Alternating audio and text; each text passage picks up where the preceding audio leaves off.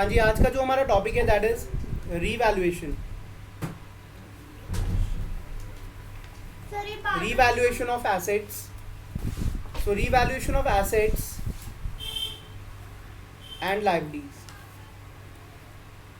मैं फिर से रिपीट करने जा रहा हूँ कि ये हमारी एडजस्टमेंट नंबर 4 है, और इससे पहले जो 3 एडजस्टमेंट हम कर चुके हैं वो है adjustment number 1 profit sharing ratio, adjustment number 2 treatment of reserves, और एडजस्टमेंट नंबर 3 गुडविल। ठीक है जी। रिकॉन्स्टिट्यूशन के अंदर हमारे पास कितने केसेस आते हैं? पहला केस जब चेंज इन पीएसआर हो, दूसरा एडमिशन, और तीसरा रिटायरमेंट और death. Dissolution is closure of firm, it is not reconstitution.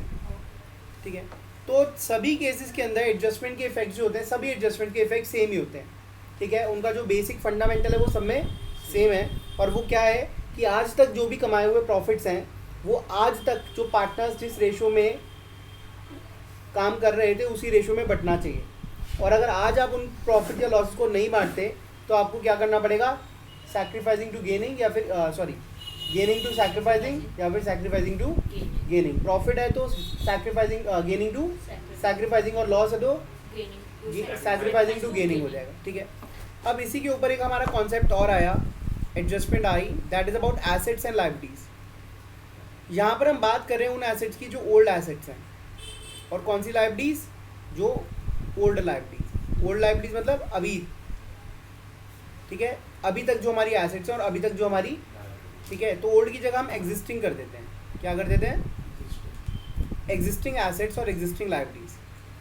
देखिए, बैलेंस शीट के अंदर जो एसेट्स और लायबिलिटीज की वैल्यू आती है ना, उस वैल्यू को हम बोलते हैं book value.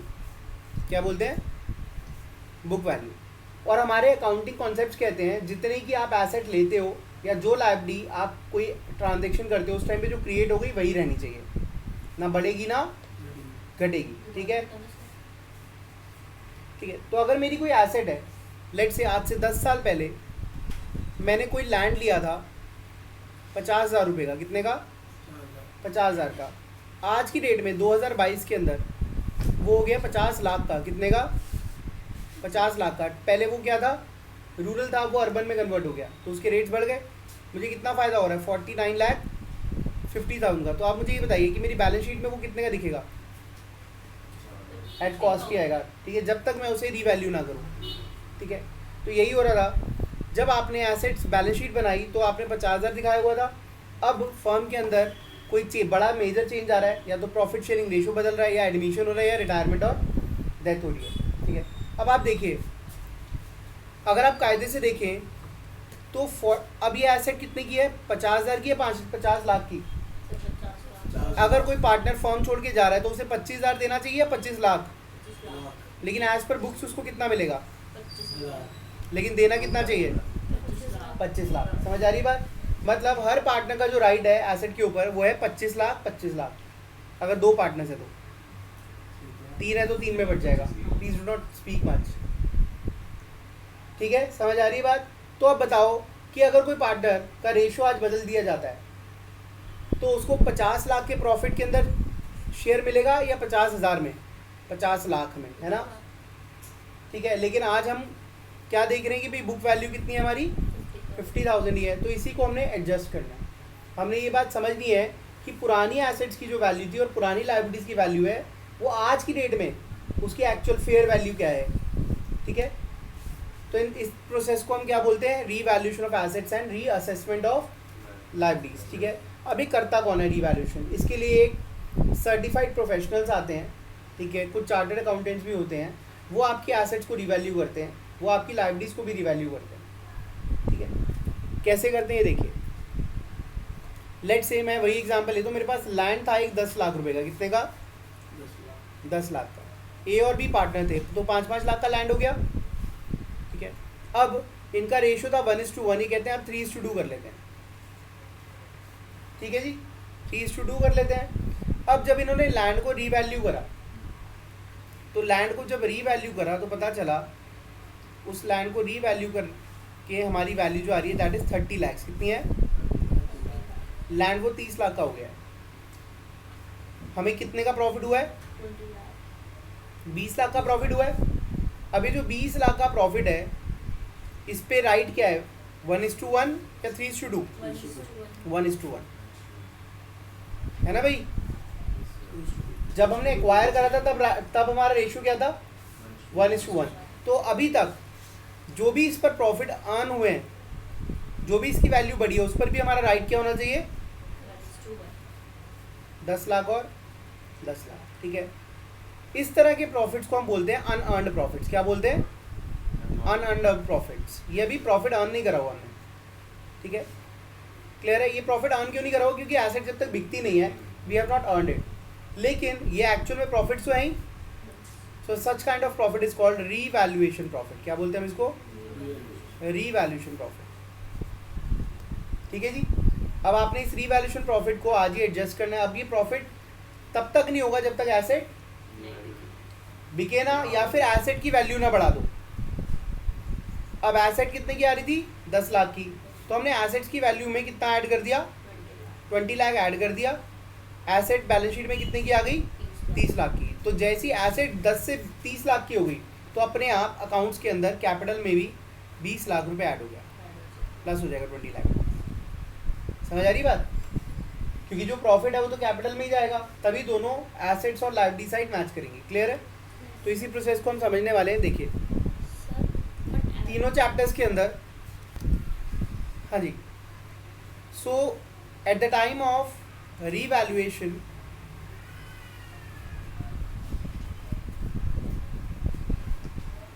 of assets and liabilities,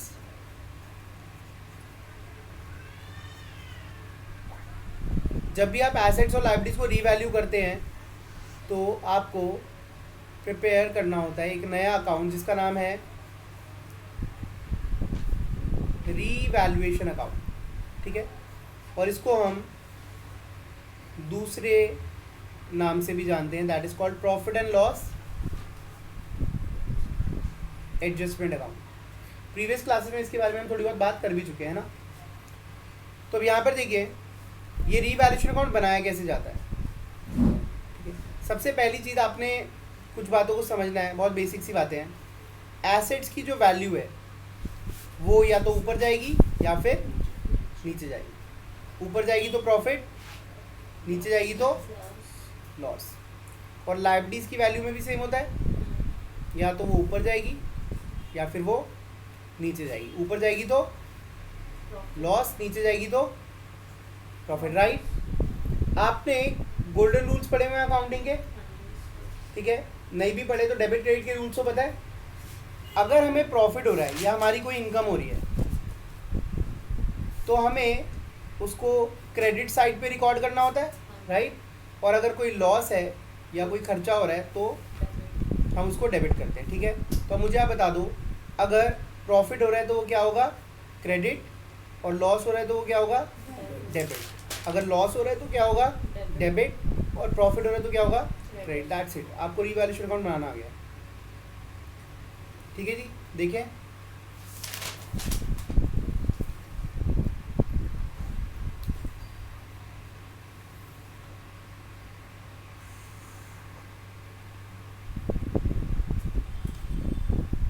so this is the format of revaluation account. बहुत सिंपल सा फॉर्मेट है। पर्टिकुलर्स और अमाउंट, पर्टिकुलर्स और अमाउंट। अच्छा, फायदे वाली साइड कौन सी है? और नुकसान वाली डेबिट है ना। तो अब देखिए फायदा कब होता है? देखिए बाय इंक्रीज इन एसेट्स। ठीक है, इंक्रीज इन एसेट्स नहीं, increase in value of asset. Increase in asset तो आप खरीदते हैं तो भी हो जाती है, लेकिन आपकी जो पुरानी एसेट है उनकी वैल्यू बढ़नी चाहिए। और नुकसान क्या है? Decrease in value of asset. ठीक है, then increase in value of liabilities,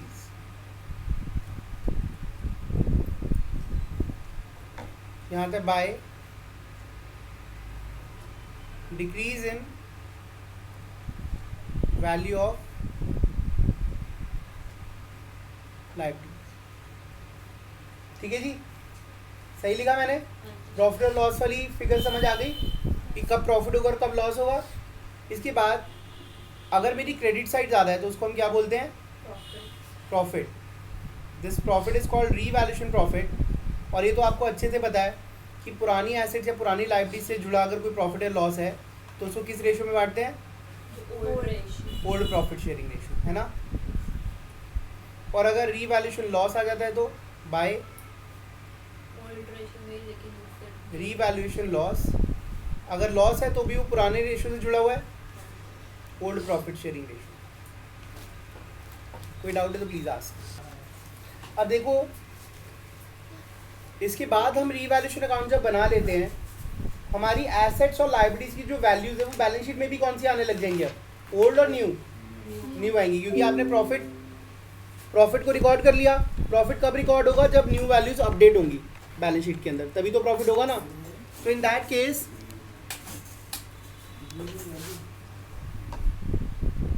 देखिए, now after revaluation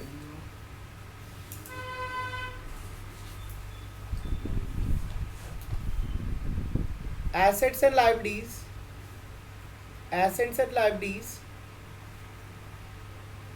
are shown at revised values। ठीक है, वो अपनी रिवाइज वैल्यूज पे आएंगे। रिवाइज वैल्यूज का मतलब क्या है? New values in balance sheet.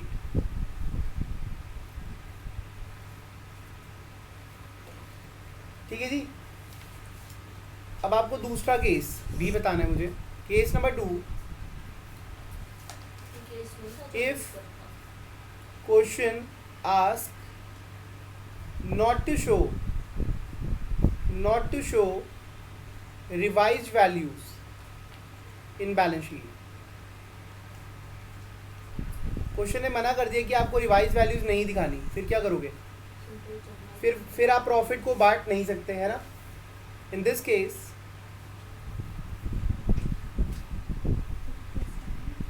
Prepare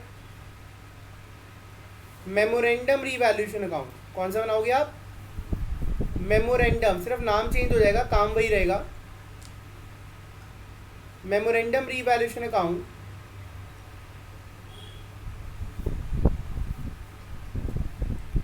revaluation profit. If revaluation profit, अगर आपको रीवैल्यूएशन प्रॉफिट की फिगर मिल जाती है तो आपको जो जर्नल एंट्री करनी है that should be gaining to sacrificing.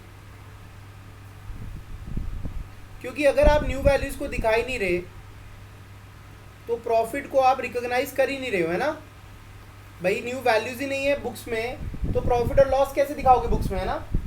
लेकिन प्रॉफिट और लॉस हो तो रहा है जिसको आप दिखाना नहीं चाह रहे।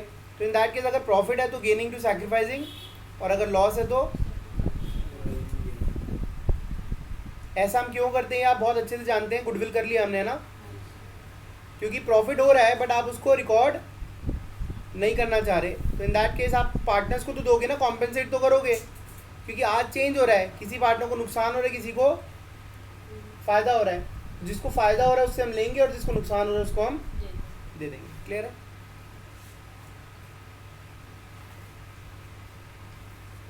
Old values will appear in balance sheet।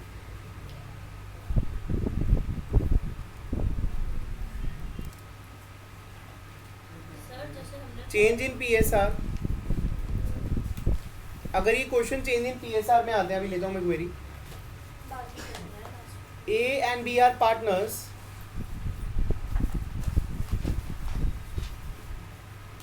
in 1:1। Their new PSR will be is to do at this time, assets and liabilities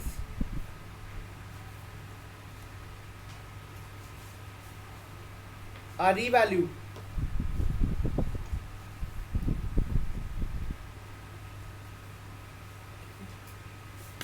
stock old value or revised value. 2 lakh 2.5 lakh debtors 80,000 60,000 investments 1 lakh 1,30,000 creditors 50,000 40,000 outstanding expense 3,000 8,000. Show accounting treatment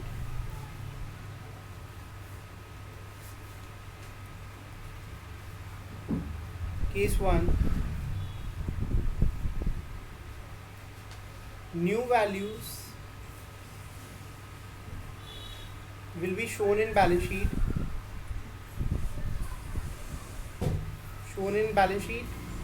case 2 old values will be shown in balance sheet will be shown in balance sheet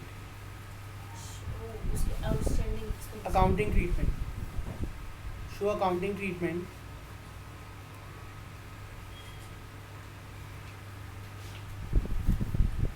अब देखिए solution एक बार solution for case number 1 देखिए in that case अभी यहाँ पर question कह रहे हैं न्यू वैल्यूज शो करनी है तो we are free revaluation account बनाएंगे हम यहाँ पर लिखने से ज़्यादा समझने में ध्यान दो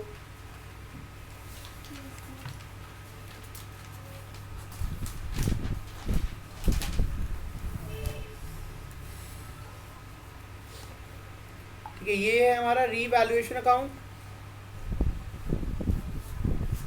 देखिए स्टॉक की वैल्यू बढ़ गई कम हो गई है बढ़ गई है बाय स्टॉक कितने से 50,000 डेटर्स की वैल्यू कम हो गई है तो 2 डेटर्स 20,000 इन्वेस्टमेंट की वैल्यू बढ़ गई है बाय इन्वेस्टमेंट 30,000 क्रेडिटर की वैल्यू कम हो गई है बढ़ गई है घट गई है फायदा है बाय क्रेडिटर्स आउटस्टैंडिंग एक्सपेंस 3 से 8 हो गया बढ़ गया है नुकसान हो गया सॉल्व अब बताओ फायदा कितना हुआ 50 30 और 10 90 और नुकसान कितना हुआ 20 हाँ कम हुए तो फायदा हुआ ना लायबिलिटी कम हो रही है ठीक है तो ये देखो रीवैल्यूएशन पे प्रॉफिट आ गया अपने को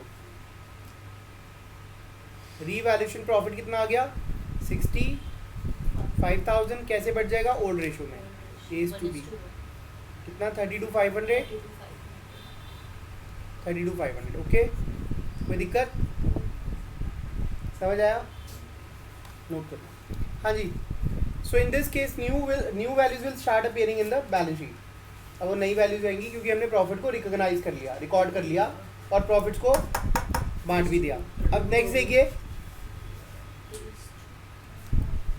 हाँ जी अब अगर केस नंबर 2 हम करें यहाँ पर केस नंबर 2 क्या कहता है old values will appear in the balance sheet ठीक है तो आपने इसी केस का नाम रख देना है केस नंबर 2 देखिए ध्यान से और इसका नाम क्या रख दोगे मेमोरेंडम रीवैल्यूएशन अकाउंट ओके अब इसका फ़र्क क्या है मेमोरेंडम रीवैल्यूएशन अकाउंट का मतलब क्या है आपने ये अकाउंट बनाया है सिर्फ ये देखने के लिए कि आपको प्रॉफिट हो रहा है या लॉस हो रहा है और आप बिना अकाउंट बनाए भी वैसे निकाल सकते थे है ना इजी है निकाल सकते हो, लेकिन हमने प्रेजेंटेशन के लिए वर्किंग के अंदर ये अकाउंट बना लिया। तो जितनी भी वर्किंग के अंदर अकाउंट्स बनते हैं ना, वो लेजर का पार्ट नहीं होते, वो सिर्फ कैलकुलेशन पर्पज़ के लिए बनाया जाता है। उसको हम क्या बोलते हैं, मेमोरेंडम अकाउंट्स। तो ये मेमोरेंडम रिवैल्यूएशन अकाउंट है, ये लेजर का पार्ट नहीं है, ये बुक्स ऑफ अकाउंट्स का पार्ट नहीं। एक तरह की वर्किंग है जो हमें हेल्प करती है जानने में कि प्रॉफिट हो रहा है या लॉस हो रहा है। ठीक है, अब हमें पता चल गया जी प्रॉफिट हो रहा है, तो इसकी एंट्री क्या होने वाली है, जर्नल एंट्री क्या होगी, गेनिंग टू सैक्रिफाइसिंग, है ना। अब गेनिंग और सैक्रिफाइसिंग के लिए हम क्या निकालने वाले हैं, ए और बी। ओल्ड रेशियो है 1/2, 1/2, न्यू रेशियो है 3/5 और 2/5। अब यहाँ पे पता चल जाएगा, ये आ जाएगा 5 - 6/10 -1/10 और इसका 1/10। तो A is gaining and B is sacrificing. So A जो है, A is capital account debit to B is capital account. A B को कॉम्पेंसेट करेगा, कैसे कॉम्पेंसेट करेगा, 65,000 का 1/10, 6,500, 6,500। ओके, तो ये आ जाएगा adjustment made for revaluation profit. समझ आइए बात, रीवैल्यूएशन प्रॉफिट की एडजस्टमेंट है। अगर ये लॉस होता तो एंट्री क्या हो जाती, रिवर्स। ठीक है, सैक्रिफाइसिंग टू गेनिंग होता, मतलब बी टू ए हो जाता। कोई डाउट है तो प्लीज़ आस्क।